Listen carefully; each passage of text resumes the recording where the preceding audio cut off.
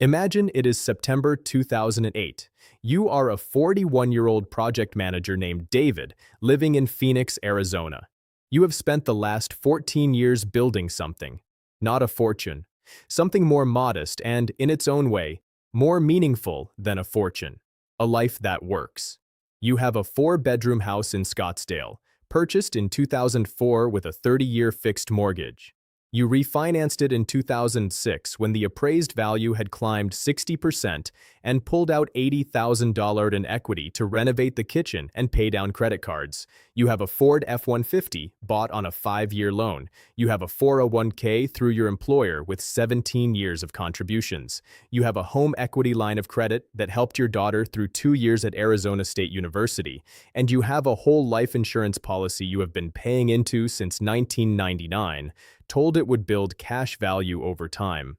On September 15, 2008, Lehman Brothers files for bankruptcy. Within days, credit markets freeze globally. Within weeks, the stock market is in freefall. Your house, appraised at $380,000 in 2006, is now worth $210,000. The mortgage balance is $290,000. You are underwater by $80,000. Your 401k has lost 44% of its value in 7 months. By March 2009, your employer has laid you off. Every financial structure David had built was either underwater, generating losses, or completely insufficient. He had done everything right. He had followed every instruction the system gave him. And the system broke anyway. Before we go through the 7 categories, it is important to understand what economic collapse actually does to assets. Most people imagine a single moment, a crash, one day when everything changes. Real collapses are almost never like that. Real collapses are processes. The stores remain open, but the prices change every week. The banks remain standing, but withdrawals are restricted. What collapse actually does is sever the relationship between an asset and the system that gave that asset its value. A house is not just a physical structure. It is a node in a network of mortgages, insurance contracts, property taxes, and buyer financing.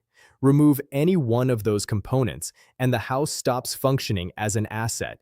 It becomes a cost center. It becomes weight. Every purchase on this list fails by the same mechanism, not because the physical object disappears, because the system that gave the object its value disappears. And the middle class, the class most fully integrated into the formal financial system, is always the class that loses the most when that system breaks. Number 1. Real estate purchased at the wrong point in the cycle. No belief in modern consumer economies is more deeply held than the belief that real estate is safe. Land is real. They are not making more of it. Property always goes up. These phrases have been repeated so many times that they have stopped sounding like beliefs. They sound like facts. They are not facts. They are assumptions. In the United States between 2003 and 2008, home values doubled in cities like Las Vegas, Phoenix, and parts of Florida and California. Families stretched. They took adjustable rate mortgages. They took interest-only loans. Then it reversed. Home prices in those markets fell 40, 50, 60%. Roughly 10 million Americans lost their homes between 2007 and 2014. Japan offers the longer version. Japanese real estate peaked in 1991. Ordinary families were taking out 100-year mortgages on modest Tokyo apartments. They were told prices only go up. Prices fell for over 3 decades. Japanese residential real estate lost 70 to 80% of its peak value in some markets. An entire generation could not sell because they owed more than the property was worth. Real estate does not become useless because the building falls down. It becomes useless because the financial architecture around it collapses. Mortgages become unpayable when incomes fall. Properties become unsellable when credit freezes. Taxes become unbearable when governments become desperate. Number 2. The automobile purchased on credit, Venezuela in 2012. Before the full collapse accelerated, Venezuelans were purchasing cars at record rates. Auto loans were common. A new car was a status symbol, and people believed a store of value. Buy now before prices rise again. By 2016, the economy had contracted by more than 30%. Inflation was running above 800% annually. The automobile had become one of the most useless objects in the country, not because people did not want to drive, but because the entire ecosystem that makes a car functional had disintegrated. Fuel became scarce despite Venezuela sitting atop the world's largest proven oil reserves. Spare parts became unavailable. A set of 4 new tires cost more than most people earned in a year. Tens of thousands of relatively new cars sat in driveways, physically intact, mechanically sound, completely useless. The people who suffered most were not the ones who owned old cars bought with cash. The people who suffered most were the ones still making loan payments on vehicles they could no longer fuel, insure, or repair. The debt did not collapse with the economy. The debt remained. The utility vanished. That gap between what you owe and what you can use is precisely where middle-class financial destruction lives. Number 3. Long-term financial products.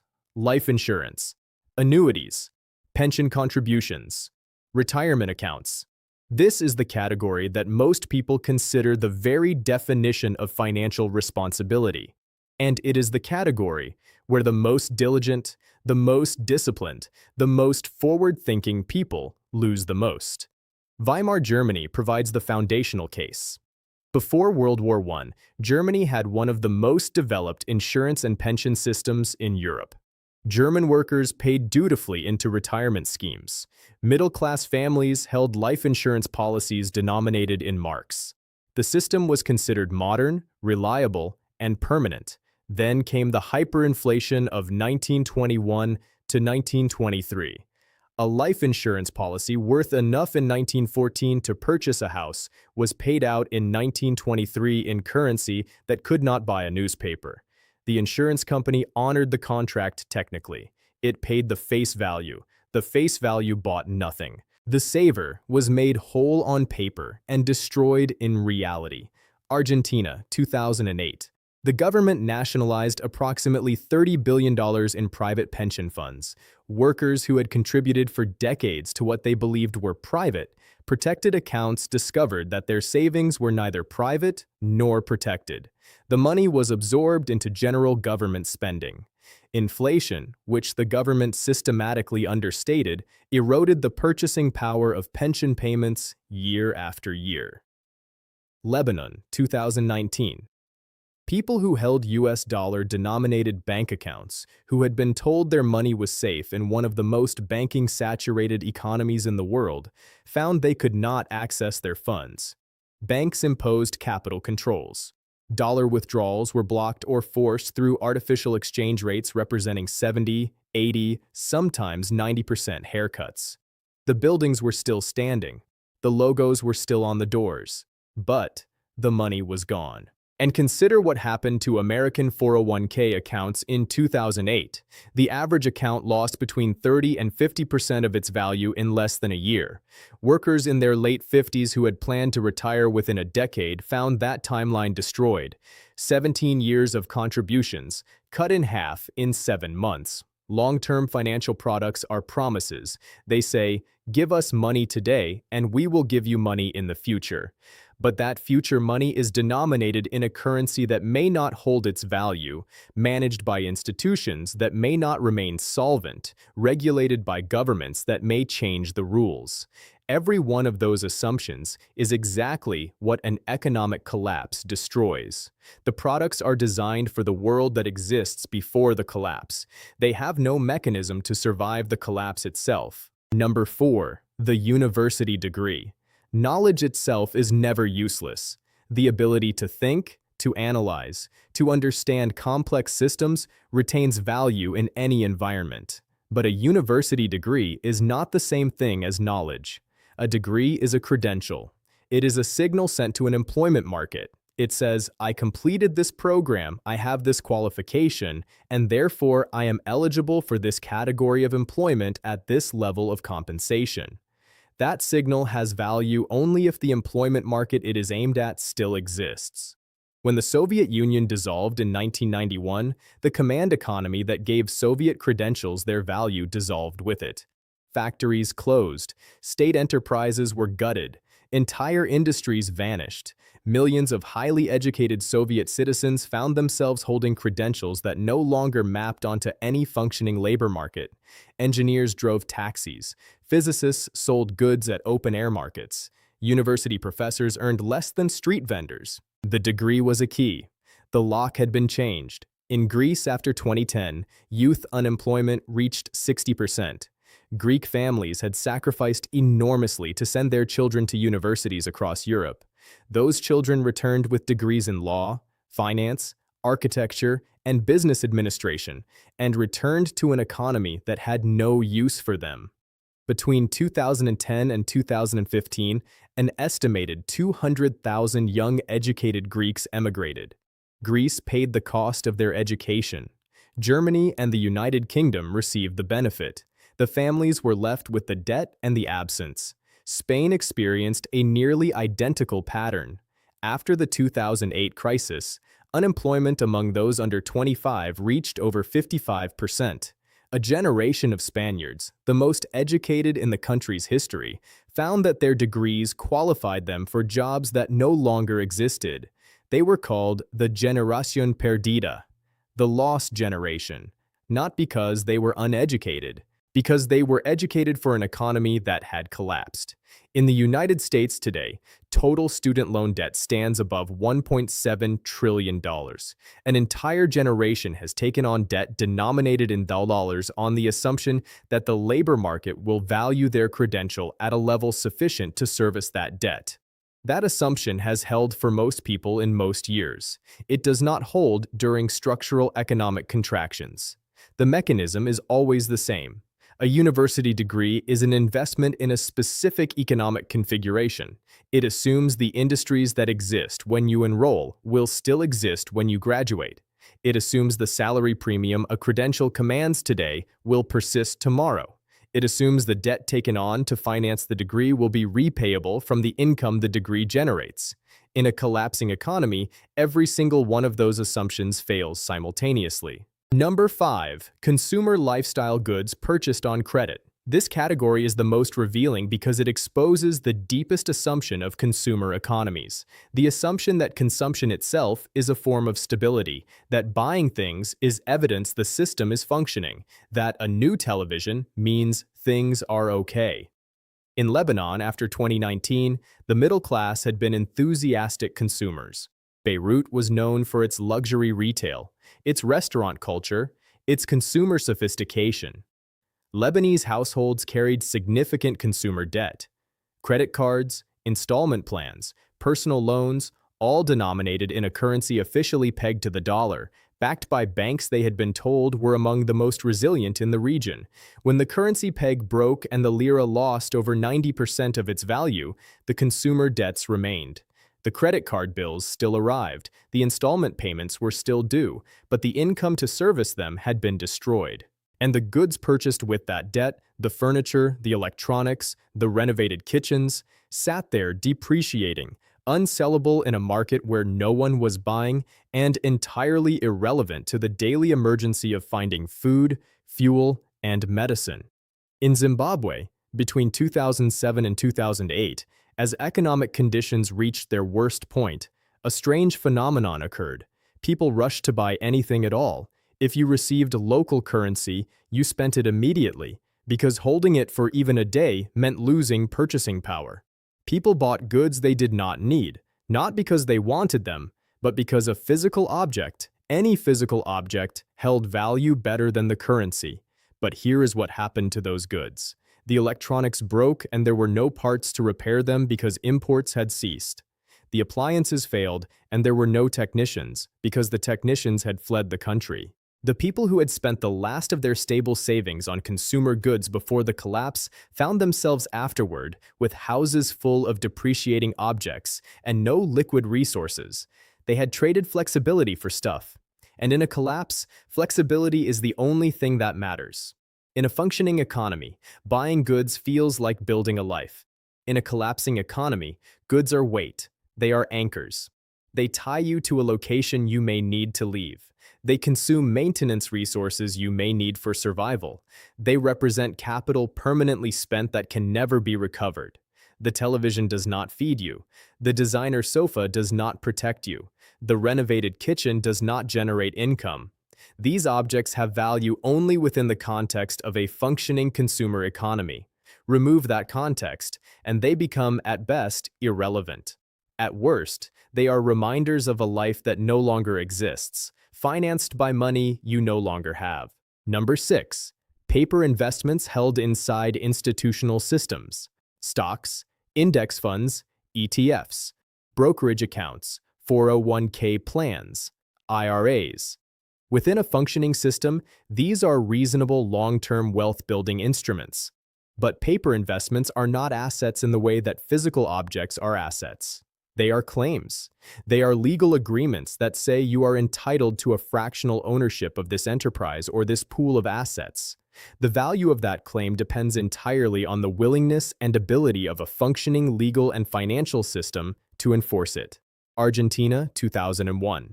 The stock market fell over 60% in dollars terms as the peso collapsed. But the more significant story was what happened to dollar-denominated financial accounts. A government conversion decree forcibly changed dollar-denominated assets into pesos at artificial exchange rates. Investors who believed their accounts were indeed dollars woke up one morning to find they were in pesos. The legal system that was supposed to protect their claims had been overridden by a government that needed the dollars more than it needed to honor the contracts. Russia, 1998. The government defaulted on domestic bonds and wiped out a generation of middle-class investors who had trusted government-issued financial instruments. The mechanism is consistent. When systemic stress reaches sufficient levels, governments modify the rules. They impose capital controls. They restrict withdrawals. They convert denominations. And what is necessary for the government rarely aligns with what individual investors were promised. Number 7. The small business built entirely on discretionary consumer spending. Restaurants, retail shops, fitness studios, beauty salons, event businesses. The entire ecosystem that serves the lifestyle needs of a functioning middle class. In the United States, small businesses employ nearly half of the private sector workforce. During the 2008 financial crisis, the country lost approximately 1.8 million small businesses between 2008 and 2010. The businesses that closed first were not the weak ones. They were the ones that had expanded during the boom years, that had signed multi-year leases, purchased equipment on financing, and built their entire cost structure around a level of customer spending that evaporated almost overnight. The lease obligation remained. The equipment loan remained, the staff payroll remained, the personal guarantee remained. Every fixed commitment made during expansion became a trap the moment the revenue disappeared. Greece, 2010 to 2015.